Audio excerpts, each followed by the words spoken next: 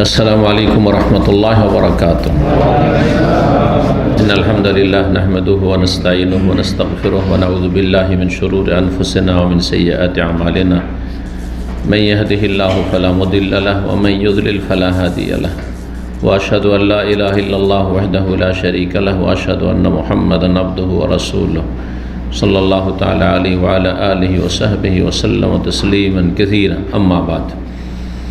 সম্মানিত ভাতৃমণ্ডলী, আল্লাহ রাব্বুল আলামিনের প্রশংসা এবং প্রিয় নবী সাল্লাল্লাহু আলাইহি সাল্লামের উপর সালাত ও সালামের পর আজ জুমাবার দোসরা সফর 1445 হিজরি মোতাবেক 18ই আগস্ট 2023 আমাদের সাপ্তাহিক আলোচনা সংক্ষিপ্ত জাদুল মাদ থেকে পর্ব নম্বর 42। বিষয়বস্তু চলছে সিয়ামের ক্ষেত্রে, রোজার ক্ষেত্রে নবী সাল্লাল্লাহু আলাইহি সাল্লামের আদর্শ। এর উপর একটি আলোচনা হয়েছে, সিয়ামের উপর দ্বিতীয় আলোচনা আজকে। বলছেন লেখক, ওয়াকানা হাদিয়ুহু সাল্লাল্লাহু আলাইহি ওয়াসাল্লাম ফিহি আকমালা হাদিয়িন। নবী সাল্লাল্লাহু আলাইহি সাল্লামের আদর্শ সিয়ামের ক্ষেত্রে, রোজার ক্ষেত্রে সবচেয়ে পরিপূর্ণ এবং উত্তম আদর্শ। রোজার ক্ষেত্রে নবী সাল্লাল্লাহু আলাইহি ওয়াসাল্লামের আদর্শ হচ্ছে সবচেয়ে উত্তম আদর্শ।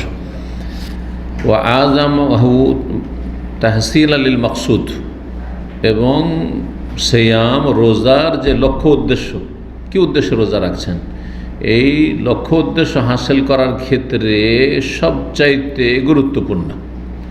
নবী সাল্লাল্লাহু আলাইহি ওয়াসাল্লামের সিয়ামের যে কোয়ালিটি এবং বিধিবিধান, ওইভাবে যদি রোজা রাখেন তাহলে রোজার লক্ষ্য উদ্দেশ্য আপনি হাসিল করতে পারবেন।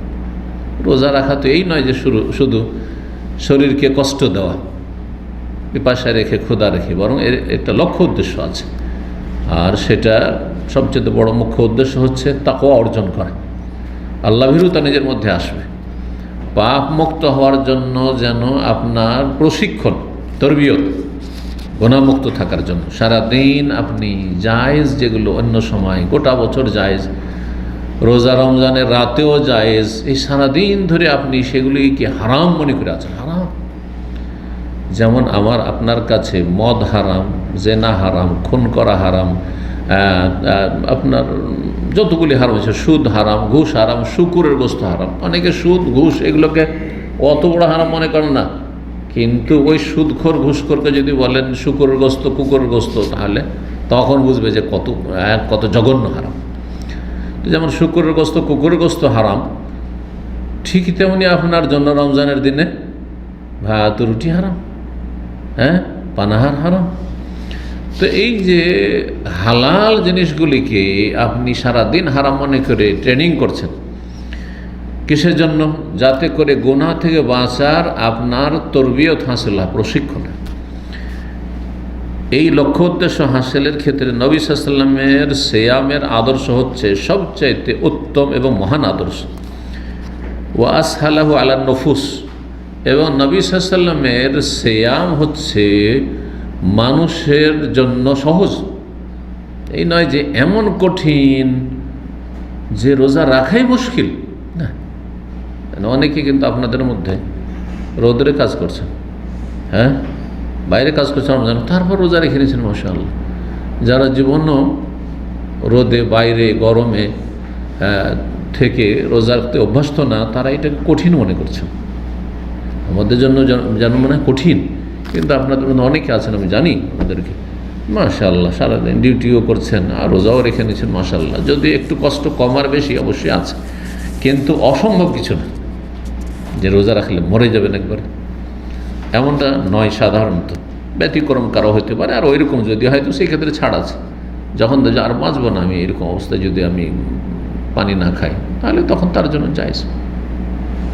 কিন্তু যদি এরকম গোটা মাস হয়, তাহলে এরকম কাজকে এড়িয়ে চলবে, এরকম কাজ করবে না, বিভিন্নভাবে সেখান থেকে মুক্তি লাভের চেষ্টা করবে। আল্লাহ সহজ করুন। তো নবী সাল্লাল্লাহু আলাইহি ওয়াসাল্লামের সিয়ামের আদর্শ হচ্ছে মানুষের ওপর সহজ, দিন সহজ, আর দিনের একটি গুরুত্বপূর্ণ রোকন স্তম্ভ হচ্ছে রোজা, সিয়াম। সুতরাং সেটাও সহজ, কঠিন কিছু নয়। বরং রোজাতে যে উপকারিতাগুলি আছে পার্থিব স্বাস্থ্যগত যে উপকারিতা, আখেরাতে তো আছে মহাপুরস্কার, বিনা হিসাবে পুরস্কার।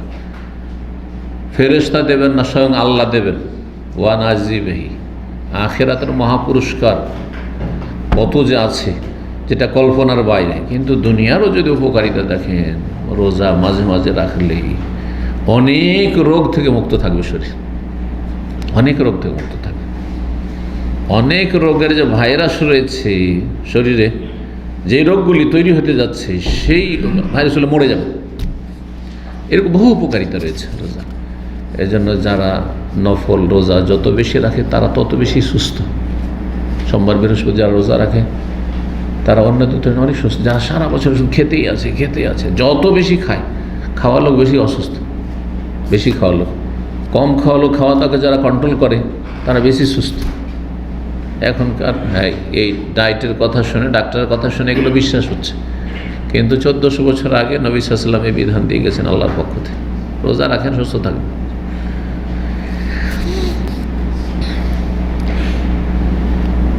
রোজা রাখার বিষয়টি, অর্থাৎ পানাহার থেকে বিরত থাকার যদি অভ্যাস না থাকে, তো হঠাৎ করে যদি লাগাম লাগানো হয় এটা কঠিন। কিন্তু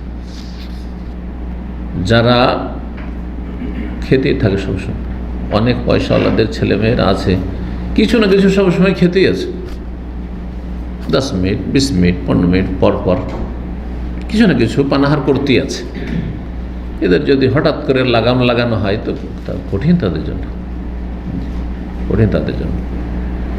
যখন রোজার বিধান নাজেল হয়, নতুন নতুন সব মুসলিম হচ্ছে, ইসলাম গ্রহণ করছে মক্কায়, এখানে হেকমত বয়ান করছেন যে ইসলাম আসার কত বছর পর রোজা ফরজ হয়েছে। দেখি আপনাদের কতটা জানা আছে, কত বছর পরে এই ইসলাম আসলো? নবী সাল্লাল্লাহু আলাইহি ওয়াসাল্লামের 40 বছর বয়সে, 13 বছর থাকলেন মক্কায়। এই মক্কাতে রোজাই ফরজ হয়নি, সালাত ফরজ হয়েছে, সিয়াম ফরজ হয়নি। তারপরে মদিনা আসার পরে দ্বিতীয় হিজরিতে আরও 2 বছর ধরে নেয়, দ্বিতীয় হিজরি 13, 14, 15 বছরে গিয়ে সিয়াম ফরজ হচ্ছে। তারপরে নবী সাল্লাল্লাহু আলাইহি ওয়াসাল্লাম 9টি রমজান রোজা রেখেছেন, দ্বিতীয় হিজরি থেকে শুরু করে 10ম হিজরির রমজান, আর 11 হিজরির মুহররম, সফর, রবিউল আউয়াল। রবিউল আউয়ালে নবী সাল্লাল্লাহু আলাইহি ওয়াসাল্লাম ইন্তেকাল হল, সাল্লাল্লাহু আলাইহি ওয়াসাল্লাম।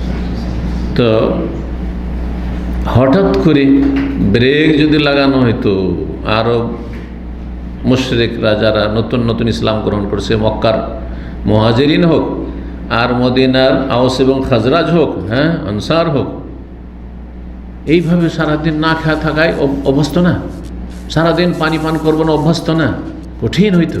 সেজন্য আস্তে আস্তে আস্তে আস্তে না, এত তাড়াতাড়ি না। ওই কথা বলছেন, ওয়ালাম্মা ফতেমান নফুস আন শাহওয়াতিহা মালুফাতিহা মিন আশাক্কিল উমুর, ওয়ালাম্মা কানা ফাতমুন নফুস আন শাহওয়াতিহা মালুফাতিহা মিন আশাক্কিল উমুর। মানুষের মনের চাহিদা এবং যাতে মানুষ অভ্যাস থেকে এবং মনের কামনা বাসনা বা প্রবৃত্তির যে চাহিদা রয়েছে সেই সব থেকে বিরত রাখা বা বঞ্চিত রাখা মিন আশাক্কিল উমুর, খুব কঠিন জিনিস। এই জন্য যাদের জর্দা খাওয়া অভ্যাস নেই, কোনো ব্যাপার না, বরং কত খারাপ লাগছে, ধূমপান করার অভ্যাস কত খারাপ লাগছে, কিন্তু ধূমপানকারী অথবা জর্দাখোর এদেরকে বললেন যে তোমাকে ছাড়তে হবে, প্রথম যে কত কঠিন তাদের জন্য এই নোংরা জিনিস ত্যাগ করা, খুব কঠিন। মানুষ হচ্ছে অভ্যাসের দাস, এটি আমাদের দেশের প্রবাদে আছে, তাই না? কথায় আছে, অভ্যাসের দাস, গোলাম। বদ অভ্যাস, যে কোনো বদ অভ্যাস যদি যুবকদের অনেকের হস্তমৈথুনের অভ্যাস যদি হয়ে যায়, স্ত্রী হওয়ার পরেও ছাড়তে পারে না অনেক, নওজুবিল্লাহ, যারা একেবারে নোংরা নিকৃষ্ট সমকামিতার অভ্যাস, এই স্ত্রী থাকা সত্ত্বেও সমকামিতার ভিতরে ঢুকলে তাদের লাইফ হিস্টোরি জানলে বুঝতে পারবেন যে মানুষের অভ্যাস খুব খারাপ, ভালো অভ্যাস আর খারাপ অভ্যাস। এই জন্য সবসময় ভালো অভ্যাস রাখতে হয়। ভালো অভ্যাস হইলেও সেটা ছাড়তে পারবেন না সহজ, ভালো লাগবে না। আর যদি খারাপ অভ্যাস হয় সেটা ছাড়তে পারবেন না। অনেক আছেন চা খাওয়া এত অভ্যাস রয়েছে, 2-4টা দিন চা না পেলে মাথা খারাপ হয়ে যাবে, ভালোই লাগছে না মনে হচ্ছে, অফিসে আসলে একটু চা না হলে ভালো লাগছে না। অভ্যাস না থাকলে আপনারা বুঝতে পারবেন না, কারণ আবার বাঙালি চা থেকে দূরে। হ্যাঁ, চা খাওয়াতে বাঙালি সবচেয়ে কম চা খান। আমি বাঙালিকে ইন্ডিয়ান পাকিস্তানির সাথে মিলিয়ে দেখেছি, পাকিস্তানে বড় বড় কাপ লাগবে, বড় বড় কাপ লাগবে পাঞ্জাবিদের। হ্যাঁ, আর বাঙালিদের কাপ যত ছোট হয়, গাওয়া কাপের মতো। আমাদের আবার মাটির কাপ পর্যন্ত হয়, ভাঁড়ের ছোট কাপ হয় না আপনাদের অঞ্চলে, কোন অঞ্চলে আছে।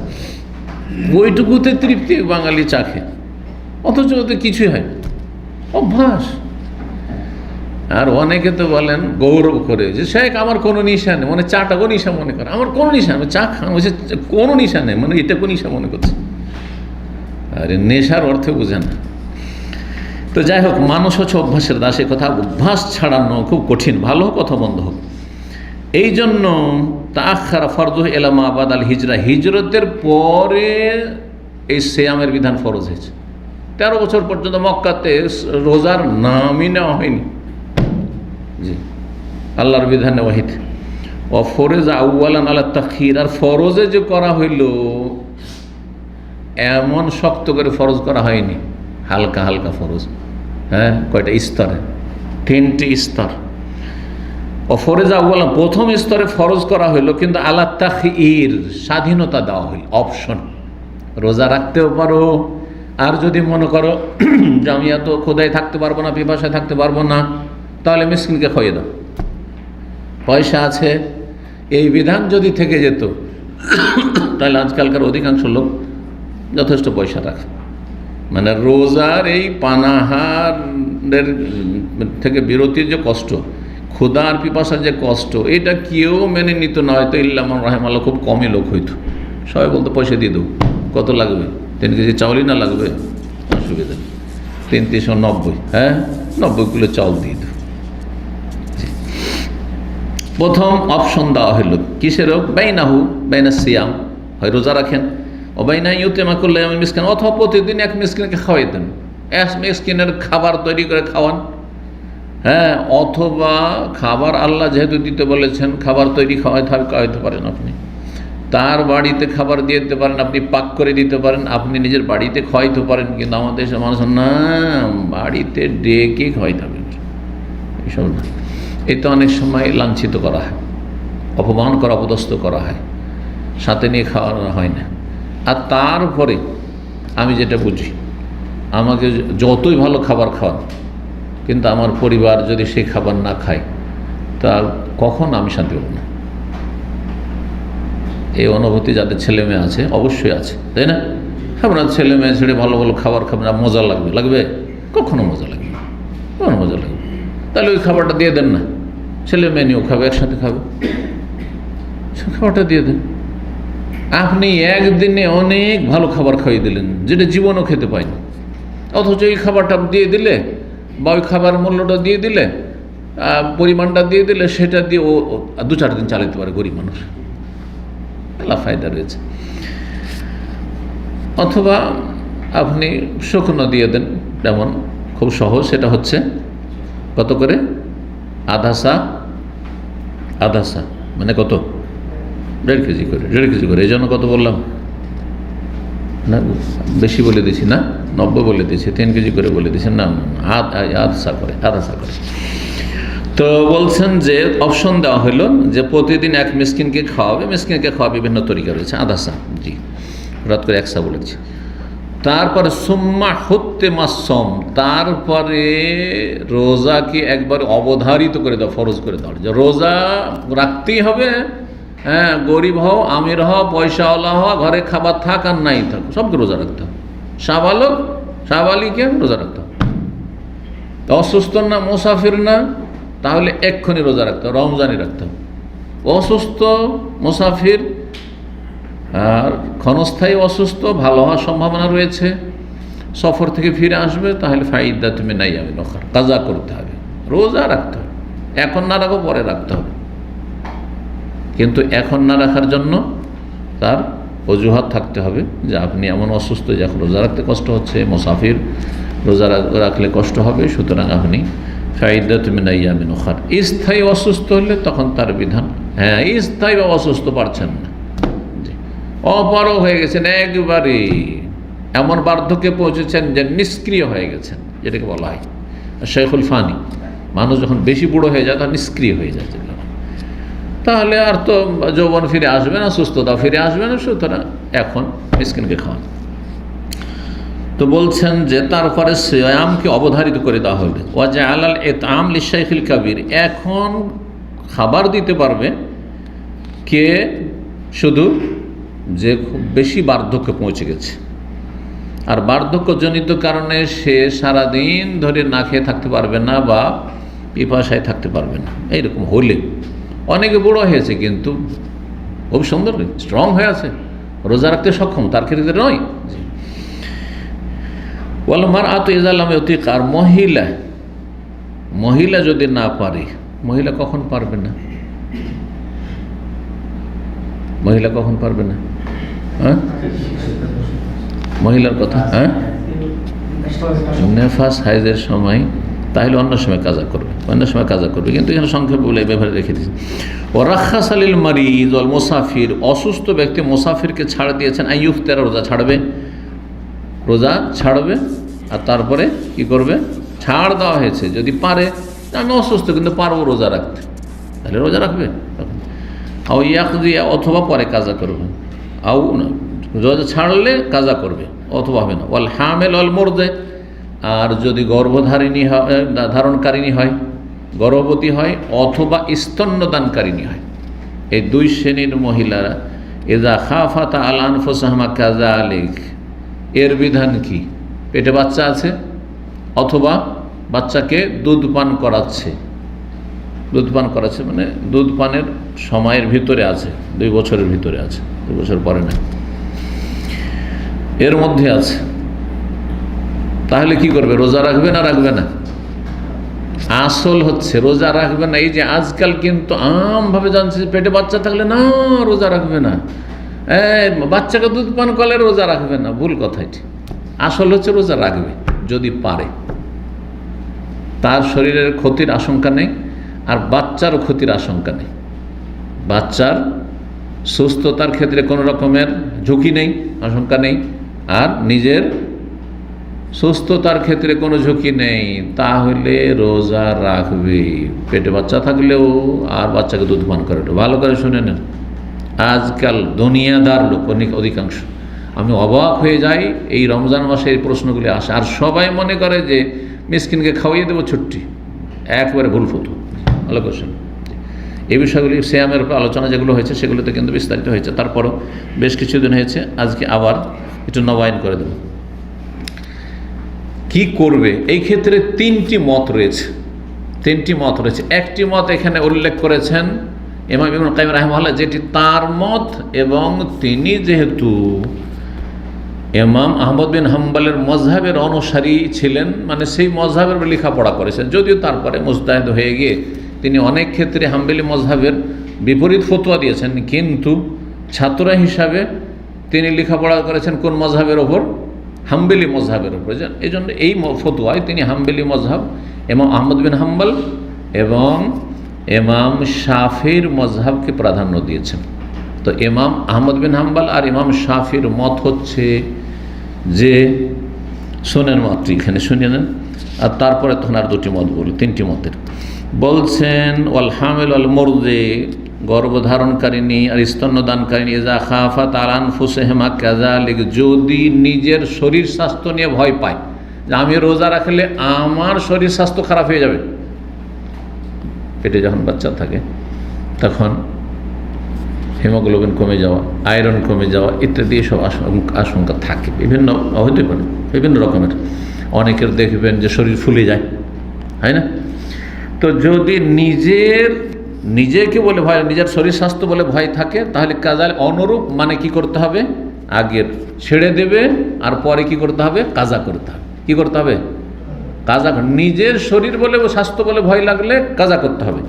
ওয়াইন খাফাত আলা ওয়ালাদাইহিমা, আর যদি পেটের বাচ্চা আছে সেটার শরীর স্বাস্থ্য খারাপ হয়ে যাবে, সেটার উপরে এফেক্ট পড়বে, প্রভাব পড়বে, অথবা বাচ্চাকে দুধ পান করাচ্ছি, এই দুধ বন্ধ হয়ে যাবে, বাচ্চা কষ্ট পাবে, বাচ্চা দুর্বল হয়ে যাবে বা অসুস্থ হয়ে পড়বে, অনাহারী থাকবে, যদি এমন ভয় বাচ্চার শরীর স্বাস্থ্য নিয়ে ভয় পাই, তাহলে জাদাতা মাল কাজা ইতআম মিসকিনিন, তাহলে কাজার সাথে সাথে মিসকিনকে ফিরিয়েও দিতে হবে, খাবারও দিতে হবে। কি বুঝলেন? নিজের শরীর নিয়ে যদি ঝুঁকি হয় তাহলে কাজা, ফিদিয়ে টিদিয়ে না, খাবার টাবার না। আর যদি বাচ্চার শরীর স্বাস্থ্য নিয়ে ঝুঁকি হয় তাহলে কি করতে হবে? কাজাও করতে হবে, রোজা ছাড়ছে কাজা করতে হবে, আর তার সাথে ফিদিয়াও দিতে হবে। যেহেতু আপনি দুটো ফায়দা, একটা নিজে রোজা রাখলেন না, আর বাচ্চার সমস্যার কারণে, তো বাচ্চার জন্য আপনি ফিদিয়া দেন। জি, ফিদিয়া এটা ওই যে প্রথম ইসলামের প্রথম যখন রোজা ফরজ হয় তখন কি ছিল? অপশন ছিল ফিদিয়ার, ওই ফিদিয়া দেবে। এটি হচ্ছে দুইজন ইমামের মত, ইমাম আহমদ বিন হাম্বল হাম্বলি মজহাব আর শাফি মজহাব। জি, লেকুল্লে ইয়ামিন, আর এই যে মিসকিনকে খাবার দেবে এটা লেকুল্লে ইয়ামিন, এতাম মিসকিন লেকুল্লে ইয়ামিন, এক এক মিসকিনকে খাওয়াইতে হবে প্রতিদিন। কথা যেটা বললাম আর কি, 1.5 কেজি করে চাউল দেন, খাদ্যদ্রব্য দেন, অথবা খাইয়ে দেন, অথবা খাবার পাক করে দিয়ে দেন, যেটা দেবেন, বা শুকনো দেন। টাকার ক্ষেত্রে এটা ক্লিয়ার করে দাও ভালো মশলাটি। আমরা অনেক সময় বলে দিই যে ঠিক আছে আপনি 1.5 কেজি চাউল না দিয়ে 1.5 কেজি চাউলের মূল্য দিয়ে দেন, হ্যাঁ, কিন্তু ওলামারা বলেছেন আল্লাহ যেহেতু বলেছেন ওয়ালাল্লাযিনা ইউতিকুনা ফিদিয়াতুন তুআম মিসকিন, যাদের জন্য রোজা রাখা বড়ই কষ্টকর, ইউতিকুনা মানে ইয়াশুক্কু আলাইহিম, তারা ফিদিয়া মুক্তি লাভ করবে। ফিদিয়া মানে মুক্ত হওয়া, মুক্ত হবে, হ্যাঁ, অব্যাহতি নেবে কি দিয়ে? তো মিসকিন, এক মিসকিনের খাবার দিয়ে। আল্লাহ খাবার বলেছেন, সুতরাং হয় পাক করা প্রস্তুত খাবার দেন, আর না হলে খাদ্যদ্রব্য দেন, টাকা দেওয়া চলবে না। এই মতটি অত্যন্ত শক্তিশালী মত, কোরআনের আমল করেছি, এই জন্য সতর্কতা অবলম্বন করা উচিত। তবে চাউল দিলেন আর তার সাথে যদি বলেন যে আমি অতিরিক্ত আমি নফল কাজ করবো কিছু, তোমার তো তরি তরকারি লাগবে, তোমার তো মাছ গোস্ত লাগবে, আমি তো মাছ গোস্ত ডেলি আমার ছেলে মেয়েরা খায়, সুতরাং মাছ গোস্ত আলাদা টাকা দেবো, সেটা আলাদা কথা। কিন্তু আপনি চাউল খাবারই দিলেন না, শুধু টাকা দিয়ে দিলেন, তাহলে হবে না। অনেকের কাছে সতর্কতা অবলম্বন করুন বিষয়টিতে। একটি মত হয়ে গেল, তাহলে নিজের শরীর স্বাস্থ্যের ঝুঁকি তাহলে কাজা, আর যদি বাচ্চার শরীর স্বাস্থ্যের ঝুঁকি তাহলে কাজার সাথে ফিদিয়া, খাবারও দিতে হবে। দ্বিতীয় মত আবু হানিফা রাহিমাহুল্লাহ, সেটি হচ্ছে যে কাজা করতে হবে। পেটে বাচ্চা আছে, রোজা রাখতে পারেননি, কাজা করতে হবে। অথবা বাচ্চাকে দুধ পান করিয়েছেন, রোজা রাখতে পারেননি, কাজা করতে হবে। আগামী 11 মাসের মধ্যে যদি পারেন ঠিক আছে, না পারেন, ওজোর ছিল আসলে পারেননি, কারণ পেটে বাচ্চা ছিল তো বাচ্চা হয়ে গেল, বাচ্চা হওয়ার পর আবার দুধ দিতে লাগলেন, এই করতে করতে এই 11 মাস চলে গেল। অনেকে কিন্তু অজুহাত পেশ করে যে আমি গোটা বছর যে পারবো না, তারপর আর এক রমজান চলে আসলো। এই রমজানের কারেন্ট রোজা রাখেন, আর এই কাজাটা আপনার কাঁধে ঝুলছে, আপনার স্ত্রীর কাঁধে ঝুলছে, ফরজ হয়ে আছে, সুতরাং এটা নামাইতে হবে, না হলে আল্লাহর কাছে ফেসে যাবেন আপনি, আপনার স্ত্রী, আপনি অভিভাবক। তারপরের বছর রাখবেন, তারপরের বছর রাখতে হবে। বলছি 2 বছর আমি দুধ পান করবো, ঠিক আছে, তারপরের বছর কিন্তু কাজা করতে হবে। আবু হানিফা রাহিমাহুল্লাহর মত। তৃতীয় মত হচ্ছে যে না, সর্ব অবস্থায় সে নিজের স্বাস্থ্যের জন্য হোক আর বাচ্চার স্বাস্থ্যের জন্য হোক, ফিদিয়া দিয়ে দিলে হয়ে যাবে, ফিদিয়া দিয়ে দিলে হবে। দ্বিতীয় মতের বিপরীত একবারে। এই মতটি 4 ইমামের কারো মত নয়, এই মতটি 2 জন সাহাবী থেকে বর্ণিত হয়েছে, আব্দুল্লাহ বিন আব্বাস রাদিয়াল্লাহু আনহু আর আব্দুল্লাহ বিন উমর থেকে বর্ণিত হয়েছে। এই মতটিকে অধিকাংশ ওলামারাই, বরং কোন ওলামাই এই ফতোয়া দেননি, এই জন্য এই মতটিকে দুর্বল মারজুহ বলেছেন 3টি মতের ভিতরে। তাদের ব্যক্তিগত মত, অন্য সাহাবায়ে কেরামরা তাদের সাথে একমত না। আলী রাদিয়াল্লাহু তাআলা আনহুর ফতোয়ার উপরে আমল করেছেন আবু হানিফার মযহাব। আবু হানিফা রাহিমাহুল্লাহ মযহাব কি বললাম? যদি রোজা ছাড়ে পেটে বাচ্চা থাকার কারণে অথবা দুধ দেওয়ার জন্য, তাহলে কি করতে হবে? কাজা করতে হবে। কারণ যেই পেটে বাচ্চা থাকার কারণে যে রোজা ছাড়ছে, দলিলটা শোনেন। এক তো কোরআনে কারিমে আল্লাহ কি বলেছেন অসুস্থ ব্যক্তি আর মুসাফির সম্পর্কে? কি বলেছেন? ফামান কানা মিনকুম মারিদান আও আলা সাফার, অসুস্থ অথবা সফরে যদি থাকেন তাহলে মিসকিনকে খাবার দিলে হবে। কি বলেছেন? অস্থায়ী অসুস্থ, সফর অস্থায়ী, এই নয় যে চিরকাল সফর করছে কোনো মানুষ, এমনটা হয়নি। তাহলে অন্য সময় সংখ্যাগুলি পূরণ করবে। বলছে পেটে বাচ্চা আছে, আপনি ক্ষণস্থায়ী অসুস্থ ব্যক্তির মতো অথবা ক্ষণস্থায়ী মোসাফিরের মতো। তো মোসাফিরকে যেমন কাজা করতে হচ্ছে, যেমন অসুস্থ ব্যক্তি অস্থায়ী অসুস্থ, টেম্পোরারি কিছুদিনের অসুস্থ, তাকে কাজা করতে হচ্ছে, তারপর কাজা ফরজ, তেমনই আপনাকেও পেটে বাচ্চা আছে, বাচ্চা ভূমিষ্ঠ হওয়ার পর কাজা করবেন। বাচ্চা ভূমিষ্ঠ হওয়ার বলছেন যে এখন তো অজুহাত শুরু হয়ে গেল দুধ দেওয়ার, দুধ পান করাবার, ঠিক আছে দুধ পান করার, তারপরে কাজা করবেন, কিন্তু কাজা করতে হবে, তারপরে তারপর ওজন শেষ হয়ে যাবে। সুতরাং এখানে খাবার চলবে না। কি বোঝা গেল? আবু হানিফা রাহিমাহুল্লাহর মতটি এই তিনটি মতের মধ্যে বেশি শক্তিশালী। এই জন্য এই মতটিকে, যে পেটে বাচ্চা থাকার কারণে কেউ রোজা ছাড়ে, বাচ্চাকে দুধ পান করানোর জন্য রোজা ছাড়ে, সে কি করবে? কাজা করে। এই মতটিকে শাইখ ইবনে বাজ রাহিমাহুল্লাহ পছন্দ করেছেন। এই মতটি শাইখ ইবনে উসাইমিন, এই বিংশ শতাব্দীর পৃথিবীর দুইজন ইমাম, তারা বলছেন এই মতটি হচ্ছে শক্তিশালী, এটাই করতে হবে। এই জন্য কখনো সুবিধাবাদী হবেন না, কখনো প্রবৃত্তির পূজা করবেন না। কারণ যেটা হালকা লাগে সেই হালকা ফতুয়া মানা, এটা হচ্ছে শয়তানের অনুসরণ করা, এটা মনের পূজা করা, ইত্তেবাউল হাওয়া। হ্যাঁ, যেটা হালকা লাগে সেটার আমল করা।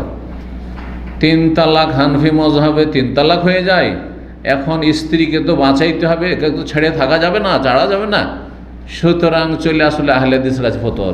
এটি হচ্ছে প্রবৃত্তির পূজা করা। যতক্ষণ পর্যন্ত আপনি পুরো গিয়ারটা চেঞ্জ করে আপনি সালাফি না হবেন, হারাম।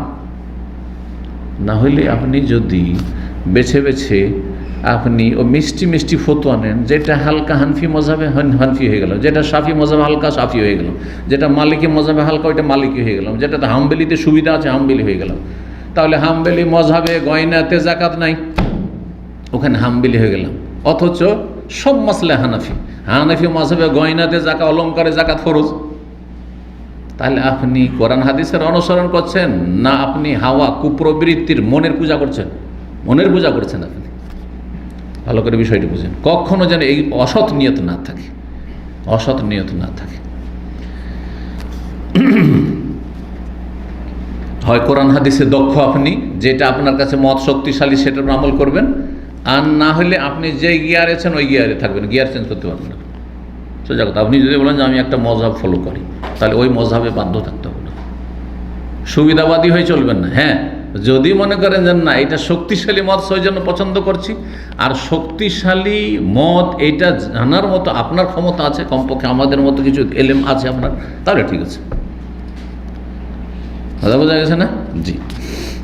আহলে হাদিস ওলামাদের কিছু কিছু ক্ষেত্রে ফতোয়া শক্ত আছে, আর কিছু ক্ষেত্রে ছাড় আছে, প্রত্যেকে আছে, আছে না নেই? এখন আপনি কোনো ক্ষেত্রে আপনি আহলে হাদিসের যে ওলামাদের যে সাধারণ মত, সেটা না নিয়ে আপনি সুবিধাবাদী হয়ে আপনি একটা হালকা ফতোয়া নিচ্ছেন, জায়েজ না। এটা হালকা বলে নেওয়া চলবে না। আশা করি বিষয়টি বুঝছেন। জি। শাইখ ইবনে বাজ ইবনে উসাইমিন রাহিমাহুল্লাহর কথা আপনাদেরকে শোনাই। তারা বলছেন, জি, ইবনে বাজ রাহিমাহুল্লাহ বলছেন, আল হামিল আল মুরদি হুকমুহু ওয়া হুকমুল মারিদ, গর্ভধারণকারিণী আর স্তন্যদানকারিণীর বিধান হচ্ছে অসুস্থ ব্যক্তির মতো। যদি রোজা রাখতে কষ্ট হয়, যা শাক্কা আলাইহিম সওম শরিয়া লাহুম আল ফিতর, তাহলে রোজা ছাড়তে পারবে। ও আলাইহিম আল কাযাউ ইনদাল কুদরা, যখন সক্ষম হবে তখন কাজা করতে হবে। হ্যাঁ, যেমন অসুস্থ ব্যক্তি যখন সুস্থ হবে তখন কাজা করবে। আর যে মতটি তো রয়েছে যে ফিদিয়া দেওয়া যথেষ্ট, বলছেন ওয়াহুয়া কাউলুন যায়িফুন মারজু, সেই উক্তিটি দুর্বল এবং প্রাধান্য দেওয়ার যোগ্য নয়, রাজে নয়, শক্তিশালী নয়। এইরকমই ইবনে উসাইমিন রাহিমাহুল্লাহ বলছেন শারহুল মুমতে 6ষ্ঠ খণ্ড 220 পৃষ্ঠায়, এবং বলছেন যে ইখতিলাফ উল্লেখ করার পর বলছেন ওয়াহাযাল কাউল আরজাহুল আকওয়াল, এই মতটি বেশি শক্তিশালী আমার কাছে। কোনটি? যে আন্না আলাইহিম আল কাযা, পেটে যার বাচ্চা আছে অথবা যে দুধ পান করাচ্ছে তাকে কাজা করতে হবে, ফাকাত, অন্য কিছু চলবে না। কেন? লিআন্না গায়াতুম এখন আন্নাহুমা কাল মারিদ ওয়াল মুসাফির, পেটে বাচ্চা আছে অথবা দুধ পান করাচ্ছে, সে অসুস্থ ব্যক্তির মতো, মুসাফিরের মতো, ওই বুড়ো ব্যক্তি নিষ্ক্রিয় ব্যক্তির মতো নয়, স্থায়ী রোগীর মতো নয়। ওজোর শেষ, এখন কাজা করেন। জি চলেন। তো এখানে ওই হাম্বেলি আর কি ফতোয়া বললাম, শাফি মযহাবের ফতোয়া, যে বাচ্চার যদি শরীর স্বাস্থ্য বলে ভয় হয় তাহলে কাজার সাথে কি করতে হবে, মিসকিনকে খাওয়াই। তো ফাইন্না ফিতরাহুম আল্লাম ইয়াকুন লিখাউফি মারাদিন, কারণ এই যে রোজা ছেড়েছে এটা অসুস্থতার ভয়ে না, ইন্নামা কানা মান সেহা, অসুস্থ নয়। পেটে যার বাচ্চা আছে সে কি অসুস্থ? যে দুধ পান করাচ্ছে সে কি অসুস্থ? কিসের জন্য? সুস্থতা, স্বাস্থ্য রক্ষা করার জন্য, আমার স্বাস্থ্যটা খারাপ না হয়ে যায়, আমার বাচ্চার স্বাস্থ্যটা খারাপ না হয়ে যায়, পেটে বাচ্চাটা আছে যেন দুর্বল না হয়ে যায়, এটার জন্য অসুস্থ নয় আসলে। ফজবেরা বিয়েতা মিসকিন, সেই জন্য বলছেন যে আপনি যেহেতু অসুস্থ ব্যক্তির চাইতে আপনার অবস্থা একটু ভিন্ন। অসুস্থ হলে কি ছিল? কাজা ছিল। আর আপনি স্বাস্থ্য রক্ষার জন্য রোজা রাখছেন না পেটে বাচ্চা থাকার কারণে, অথবা দুধ দেওয়ার জন্য, একজন মহিলা, সেই জন্য কি করতে হবে? ঘাটতি পূরণ করতে হবে, এক মিসকিনকে খাবার দিয়ে, কাজাও করেন আর এক মিসকিনকে খাবারও দেন। কাফিতরি সাহিফি আউল ইসলাম, যেমন সুস্থ ব্যক্তি যদি রোজা ছাড়তো, ইসলামের শুরু যুগে যে বিধান ছিল তাতে কি করতো? ফিদিয়ে দিত। তারপরে বলছেন ওয়াকান মিন হাদিস সাল্লাল্লাহু ফি শাহর রমজান আল ইকসার মিন আনওয়াইল ইবাদাত, নবী সাল্লাল্লাহু আলাইহি আদর্শ ছিল রমজান মাসে শুধু রোজা রাখা নয়, বরং বিভিন্ন রকমের বহুমুখী ইবাদত বন্দেগী খুব বেশি বেশি পরিমাণ করা, সময়গুলিকে সব সময় ইবাদতে লাগানো। ওখানে জিবরিল ইউদারিসুল কোরআন ফি রমজান, রমজান মাসে জিবরাইল আলাইহিস সালাম কোরআন শুনতে আসতেন নবী সাল্লাল্লাহু আলাইহি ওয়াসাল্লামের, প্রত্যেক রাতে আসতেন। আর কোরআন, যেটাকে বাংলাদেশ ইন্ডিয়ার ভাষায় কোরআন দৌড় করা বলে, মানে কোরআন শোনানো, মোরাজে আসলে রিভাইজেশন হতো, যত কোরআন নাজেল হয়েছে সূরা আয়াত সবগুলি শোনাতেন, হ্যাঁ, যাতে করে কোনো জায়গাতে কোনো কিছু ত্রুটি না থেকে যায়, শুনতেন আর পাকা হয়ে যায়। ওয়াকানা ইউকসিরু ফিহি মিনাস সাদাকাতি ওয়াল ইহসান, নবী সাল্লাল্লাহু খুব বেশি বেশি দান সাদকা করতেন, মানুষের উপকার করতেন। ওয়া তিলাওয়াতুল কোরআন, বেশি বেশি কোরআন তেলাওয়াত করতেন, এটি কোরআনের মাস। ওয়াসসালাত, বেশি বেশি সালাত আদায় করতেন। ওয়া জিকির আজকার করতেন, ইতিকাফ করতেন। ওয়াকানা ইয়াখুসসুহু মিনাল ইবাদাতি বিমা লা ইয়াখুসসু বিহি গায়রাহু, রমজান মাসে এত বেশি বিশেষ বিশেষ ইবাদত করতেন আর বিশেষভাবে গুরুত্ব দিতেন যেটা অন্য মাসে এত পরিমাণ ইবাদত বন্দেগী করতেন না। এই ছিল আলোচনা। তারপরে বলছেন আর এক ধরনের এক রোজা, যেটাকে সৌমে ওয়েসাল বলা হয়, মানে কয়েকদিন অবিরাম রোজা রাখা, অবিরাম রোজা, সৌমে ওয়েসাল।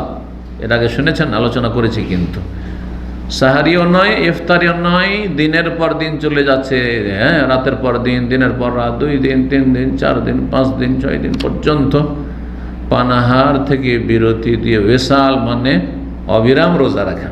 জি, অবিরাম রোজা রাখা, এটা জায়েজ না না জায়েজ? না জায়েজ, উম্মতের জন্য। নবী সাল্লাল্লাহু আলাইহি ওয়াসাল্লাম মায়া বশত নিষেধ করেছেন, কিন্তু রাসূলুল্লাহ সাল্লাল্লাহু আলাইহি ওয়াসাল্লামের জন্য জায়েজ ছিল, রাসূলুল্লাহ সাল্লাল্লাহু আলাইহি ওয়াসাল্লামের জন্য জায়েজ ছিল। যেমন নবী সাল্লাল্লাহু আলাইহি ওয়াসাল্লামের জন্য অনেক কিছুই জায়েজ ছিল যেটা উম্মতের জন্য জায়েজ নয়, ঠিক না? শুধু মিষ্টি মিষ্টিগুলোই নবী সাল্লাল্লাহু আলাইহি ওয়াসাল্লামের জন্য জায়েজ হয় না, কষ্টটাও নবী সাল্লাল্লাহু আলাইহি ওয়াসাল্লামের জন্য জায়েজ ছিল, আপনার জন্য কষ্ট করা জায়েজ নয়। যেমন আপনার আমার জন্য 4-এর বেশি একসাথে বিয়ে করে রাখা জায়েজ নয়, কিন্তু নবী সাল্লাল্লাহু আলাইহি ওয়াসাল্লামের জন্য আনলিমিটেড আল্লাহ জায়েজ করেছিলেন, যত পারো। তারপরে তিনি একসাথে কয়টা রেখেছেন? একসাথে 11টা নয়, একসাথে 9 জন রেখেছেন। 30 জন স্ত্রীর ক্ষমতা তাকে দেওয়া হয়েছিল, ওতিয়া কুওয়াতু সালাসিন হাদিস রয়েছে। 30 জন স্ত্রীর ক্ষমতা যদি কারো থাকে আর যদি বিয়ে করে বা একসাথে 9টা রাখে, তো 3 ভাগের 1 ভাগ শারীরিক চাহিদা পূরণ করেন। চিন্তা করুন আপনি আর আমি, আপনি অনেকে আছেন যে একজনের ক্ষমতা নেই আর আপনি 4 জন করে শুধু লাফাচ্ছেন। আপনি 2টা পয়সা আছে, গালফে থাকেন, সৌদি আরবে থাকেন, 2টা পয়সা হয়েছে, আর কিছু সহি আকীদা শিখার পরে কিছু পেয়েছেন এরকম যে কিছু লোকের, আরে অমুকের 2টো স্ত্রী রে, অমুকের 3টে বিয়ে করেছে রে, তো আমি কেন করব না? কিন্তু সামলাতে পারবেন কিনা এইটাও তো চিন্তা করতে হবে, বহুবার চিন্তা করতে হবে। ইমানি শক্তি আছে কিনা আবার বলছি, 3টা শক্তির কথা কিন্তু এর আগে বলে রেখেছি। বলতে পারেন কি শক্তি? ইমানি শক্তি, তাকওয়া, আল্লাহ ভীরু, যেন এদিক সেদিক না করে দেন। বিয়ে করার পরে আর বড়টার খোঁজ খবরই নেই। যদি দেখেন যে বড়টা প্রভাবশালী নাই, কিন্তু যদি দেখা যায় বড় স্ত্রীর ভাইরা আরে বাপরে খুব প্রভাবশালী, তখন আর ছোট স্ত্রী তোমাকে তো বিয়ে করেছিলাম কিন্তু জানাইতে পারছি না, তুমি থাকো ওইখানেই থাকো, মাঝে মাঝে তোমার সাথে লুকিয়ে দেখা করবো, আউযুবিল্লাহ। বহু আছে এরকম। হ্যাঁ, এই কথিত সহি আকীদা আর সহি মানহাজের অনেকে আছে, আল্লাহ হেফাজত করে দিতে থেকে। এবং এই বদ চরিত্র যেন আপনারা দেন না। বিয়ে করলে হ্যাঁ বীর পুরুষের মতো বিয়ে করবেন, হ্যাঁ বিয়ে করবেন, বিয়ে করার মতো ঈমানি শক্তি থাকতে হবে, আল্লাহ বিরুদ্ধ তাকওয়া, আমি ইনসাফ করবো, সুবিচার করবো। 2 নম্বর, হ্যাঁ শারীরিক শক্তি, যৌন ক্ষমতা আছে। এদিকে সুগার রোগী, তো এদিকে প্রেশার, এদিকে কোলেস্ট্রল, এদিকে আপনার কি বলছে প্রোস্টেট, আর কত কি হিমশিম খাচ্ছেন, আর এইদিকে তারপরে বিয়ে বহু বিবাহ, ফজিলত রয়েছে, ফজিলত বয়ান করছেন শুধু। বয়ান করলে আর আমল করলে তো তার যোগ্যতা থাকতাম। ঠিক আছে। 3 নম্বর শক্তি, আর্থিক শক্তি থাকতে হবে। একই উঠানে বসে 2টো স্ত্রী 2টো রুম দিলাম, আর সবসময় দেখা সাক্ষাৎ হচ্ছে, আর সবসময় ঝগড়া বিবাদ লেগেই আছে। একজন বিয়ে করেছেন আমাদের পরিচিত, খুব একজন দায়ী বিয়ে করেছেন, বড় স্ত্রী ছোট স্ত্রীর ফ্ল্যাটে গিয়ে দিয়েছে তার কম্পিউটারকে একবার ভেঙে চূর্ণ বিচূর্ণ করে। এটি সামলাইতে পারছেন না, আপনি ঝগড়া মেটাতে পারছেন না, বিয়ে করে বসে আছে, চলবে? কন্ট্রোল করতে হবে, তাহলে কন্ট্রোল করতে হবে। হ্যাঁ, আর্থিক শক্তি থাকতে হবে। দূরে দূরে রাখবেন, দূরে দূরে রাখবেন। দেখা করতে চাও তো দেখা করবো, না হলে কারোর সাথে দেখা করবো। তোমাদের সাথে আমি ঠিক আছি, আমি তোমার জন্য ঠিক আছি, তোমার জন্য ঠিক আছি, কিন্তু তোমাদের 2 জনকে দেখা করাইতে হবে, কোনো জরুরি নেই। তারা যদি নিজেরাই প্রস্তুত হয় দেখা সাক্ষাৎ করবো আর আমরা মিলেমিশে থাকবো, ঠিক আছে, মাঝে মাঝে দাওয়াত, সবসময় না, এত কাছাকাছি করবেন না, একই জায়গায় রাখবেন না, একই মহল্লাতে। আর এদিকে আপনি এসেন সৌদি, আর ওইদিকে ওরা ডেলি মারামারি করছে, গিয়ে একজন আরেকজন বাড়িতে গিয়ে হানা দিচ্ছে, না মোটেই যায় না। আশা করি বিষয়টিকে আপনারা গুরুত্ব সহকারে জানবেন। তো নবী সাল্লাল্লাহু আলাইহি সাল্লাম শুধু মিষ্টিগুলো আমল করেনি, কষ্টেরগুলো আমল করেছেন। কয়েকদিন 5 দিন 6 দিন না খেয়ে রোজা রেখেছেন অবিরাম, কিন্তু উম্মতকে নিষেধ করে, হারাম তোমাদের জন্য, জায়েজ নয়, খবরদার তোমরা এটা করবেন না, মায়া মমতা করে নিষেধ করেছেন। চলেন সময় বেসাল বলছে ওয়াইন্নাহু লা ইউআসিলু ফি আহিয়া, নবী সাল্লাল্লাহু আলাইহি ওয়াসাল্লাম রমজান মাসে কখনো কখনো অবিরাম রোজা রাখতেন। কি জন্য? হেকমত কি, রহস্য, উদ্দেশ্য কি? লিওয়াফিরা সাআতা লাইলিহি ওয়া নাহারি আল ইবাদা, যাতে করে রাত দিনের প্রতিটি মুহূর্তকে ইবাদতে পুরোপুরি লাগাতে পারেন। খাওয়া দাওয়াতে বেশ কিছু সময় চলে যাচ্ছে, ইফতারের সময় বেশ কিছু সময় গেল, সাহারির সময় বেশ কিছু সময় গেল, আমি আধা ঘন্টা 1 ঘন্টা করে এতেই চলে যাচ্ছে, না সব সময় লাগাবো ইবাদতে। তাহলে চিন্তা করুন কত গুরুত্ব দিয়ে, কত কঠিন পরিশ্রম করে ইবাদত করে। চিন্তা করুন তো, যেই মানুষ ইবাদত বন্দি করতে গিয়ে সাহারিতে টাইম নিয়ে নেবে, আমার ইফতারিতে টাইম নিয়ে নেবে, সেই জন্য আমি সাহারি ইফতারি করবো না, অবিরাম রোজা রাখবো, তাহলে কেমন ইবাদত ছেড়ে চিন্তা করুন তো দেখি। আর কত সময় নষ্ট করছেন এই মোবাইলে, সোশ্যাল মিডিয়াতে, ইন্টারনেটে আপনি। হ্যাঁ, কত জিকির আজকার আপনি করতে পারতেন, কত কোরআন তিলাওয়াত করতে পারতেন, কত রকমের আপনি ভালো আমল করতে পারতেন, কত দিনের কথা শুনতে পারতেন। এই জন্য 5 মিনিটের একটা ভিডিও ক্লিপ শোনার সময় হয় না, কারণ এইটাই শুনতে থাকবো তো আরও যে ফেসবুক অনেক কিছু দেখতে হবে। কথা বলছেন, শুধু একটি শুনতে থেকে গেলাম 1 ঘন্টা, তাহলে তো ফেসবুকটা দেখবো কখন? হ্যাঁ, এই হলো অবস্থা আজকাল। আল্লাহ হেফাজত করুন। তো নবী সাল্লাল্লাহু আলাইহি সাল্লাম অবিরাম রোজা রাখতেন, কিন্তু ওয়াকানা ইয়ানহা আসহাবাহু আনিল ওয়াসাল, তিনি অবিরাম রোজা রাখতে সাহাবায়ে কেরামদেরকে নিষেধ করতেন। ফায়াকুলুনা লাহু, তখন সাহাবীরা বলতেন, ইয়া রাসূলুল্লাহ, আপনি নিষেধ করছেন অথচ আপনি রাখছেন, এটা কেমন হইল? আপনি যেটা রাখছেন আমারও রাখবো। সবাই চাইতেন সাহাবায়ে কেরাম নবী সাল্লাল্লাহু আলাইহি সাল্লামকে অনুকরণ করতে।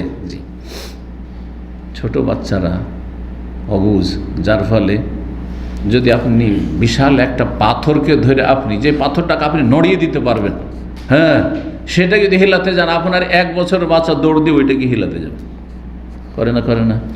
কিন্তু ওই বাচ্চাটা যখন 10 বছর বয়স হয়ে যাবো, আমি পারবো না, যেটা পারবে সেটাও পারবে না বলবে, ঠিক না? জি।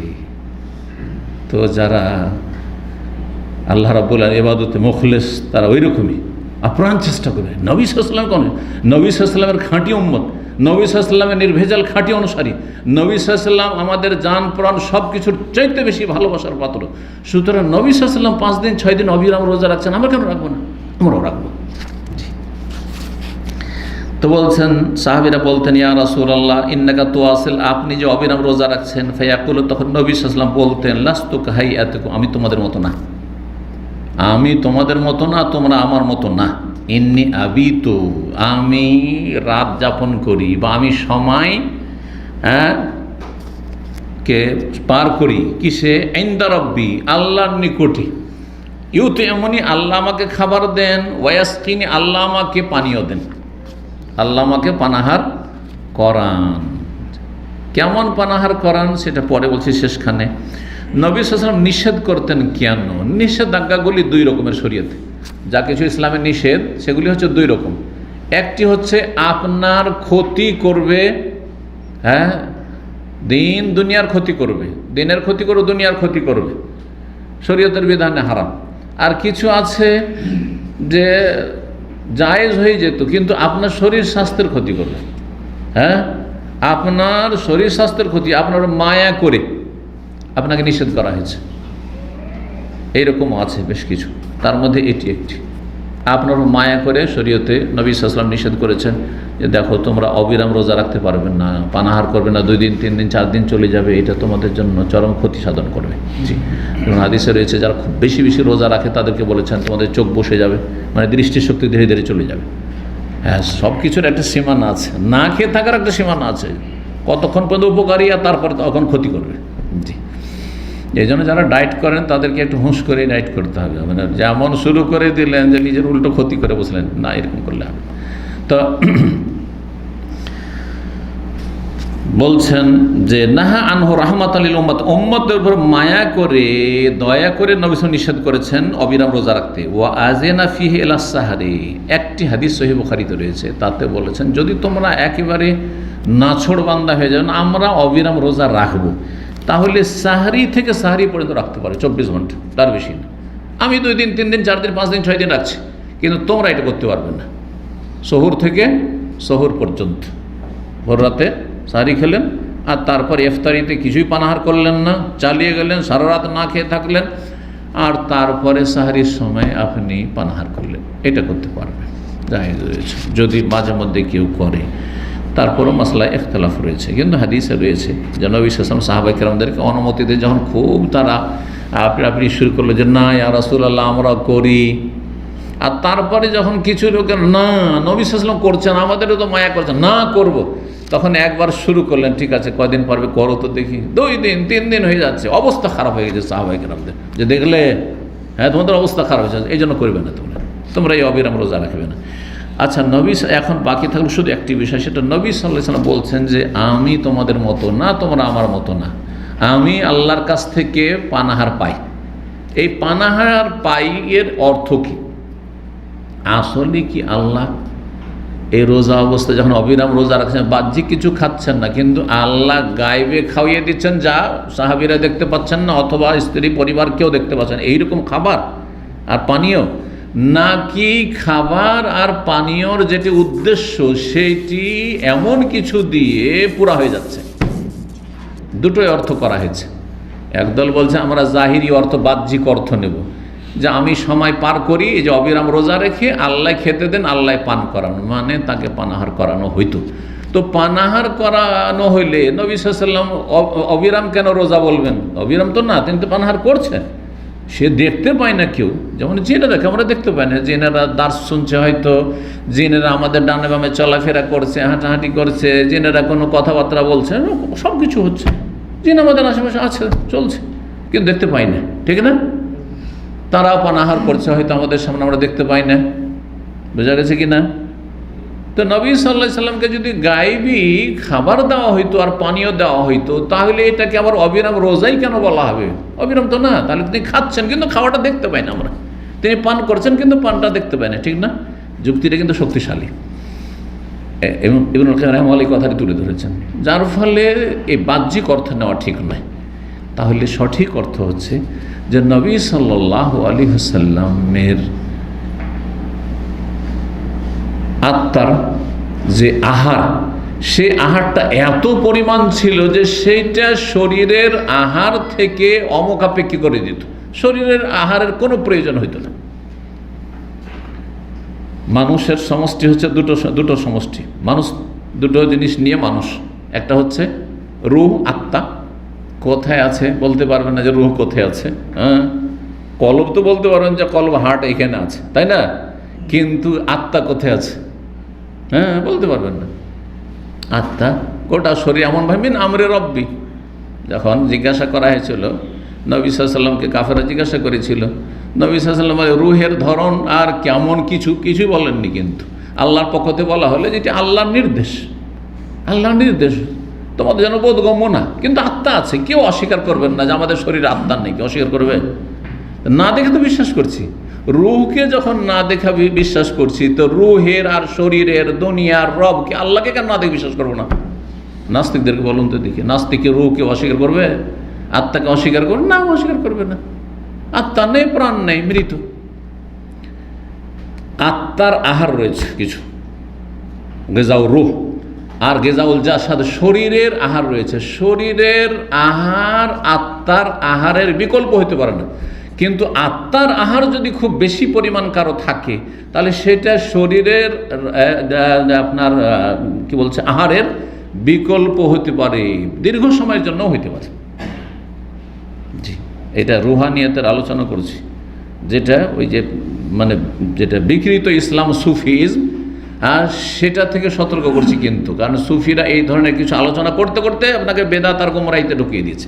কিন্তু হ্যাঁ, আত্মার আহার আছে। আত্মার আহার হচ্ছে ইবাদত বন্দেগী আল্লাহর, আত্মার আহার হচ্ছে জিকির আজকার, আত্মার আহার হচ্ছে আপনার সলাত, খুশুর সাথে সলাত, আত্মার আহার হচ্ছে আপনার ঈমানের যেসব অন্তরের যেসব ঈমানের যে দিকে আল্লাহর উপর আস্থা ভরসা, আল্লাহর উপর দৃঢ় ইয়াকিন প্রত্যয়, আত্মার আহার এইরকম অনেক অনেক যতগুলি ইবাদত বন্দেগী, সে কলবের ইবাদত হোক, আর অঙ্গ প্রত্যঙ্গের ইবাদত হোক, আর জবানের ইবাদত হোক, যেটা কোরআন তেলাওয়াত হোক, সবগুলি হচ্ছে এই যতগুলি ইবাদত বন্দেগী রয়েছে সবগুলি হচ্ছে গেজাউ রূহ, আত্মার খাদ্য, আত্মার আহার। আর শরীরের যে খাবারগুলি, খাবার জানতে পারছেন, খাবার আর পানীয়, দুনিয়ার এইসব পানীয় কয়েক ঘন্টা পর পর দিতেই হবে, না হলে শেষ হয়ে যাবে, থাকবে না, কিন্তু থাকবে না।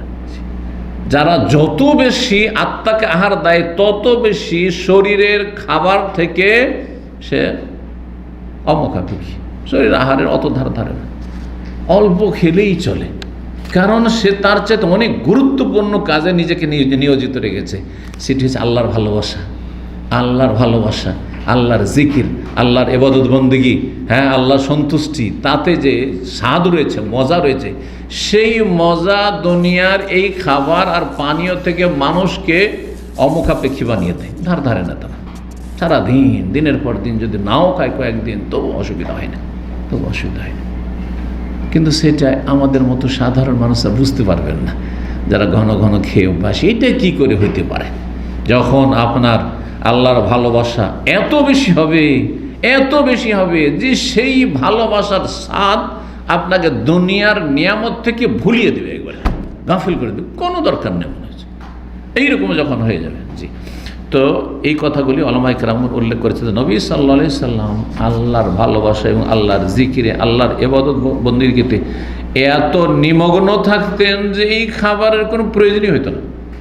খাবার থেকে যে শক্তি অর্জন হয়, তার চাইতে অনেক বেশি শক্তি অর্জন হয়ে যেত এই আত্মার খাবার, জিকির আজকার, ইবাদত বন্দেগী, আল্লাহর ভালোবাসা থেকে হয়ে যেত। যার ফলে বলছেন এইরকম স্তরে তো তোমরা পৌঁছতে পারো না। যখন ইবাদত বন্দেগীর এই স্তরে স্টেজে তোমরা যেতে পারো না, তখন তো কিছুক্ষণ পরেই তোমাদের খিদে লেগে যাবে। 24 ঘন্টা হলে তারপর আর মুশকিল হয়ে যাবে তোমাদের, চলো, অচল হয়ে যাবে। আমি অচল হই না, 5 দিন 6 দিন 7 দিন অবিরাম রোজা রাখলেন নবী সাল্লাল্লাহু আলাইহি ওয়াসাল্লাম অচল হন না, কিন্তু অন্য সাহাবী অচল হয়ে যেতেন। এই বিষয়টি উলামারা উল্লেখ করেছেন। জি, আল্লাহ রাব্বুল যেন আমাদেরকে আত্মার আহার গ্রহণের পুরোপুরি তৌফিক দান করেন, এবং তার সাথে আল্লাহ রাব্বুল আলামিন আমাদেরকে মানুষ হিসেবে সৃষ্টি করেছেন, শরীরের আহারের প্রয়োজন রয়েছে, যতটা প্রয়োজন ততটা গ্রহণ করার তৌফিক দান করেন, হালাল গ্রহণের তৌফিক দান করেন। ওয়া সাল্লাল্লাহু ওয়া সাল্লাম আলা নবিয়িনা মুহাম্মদ ওয়া আলা আলিহি ওয়া সাহবিহি আজমাইন।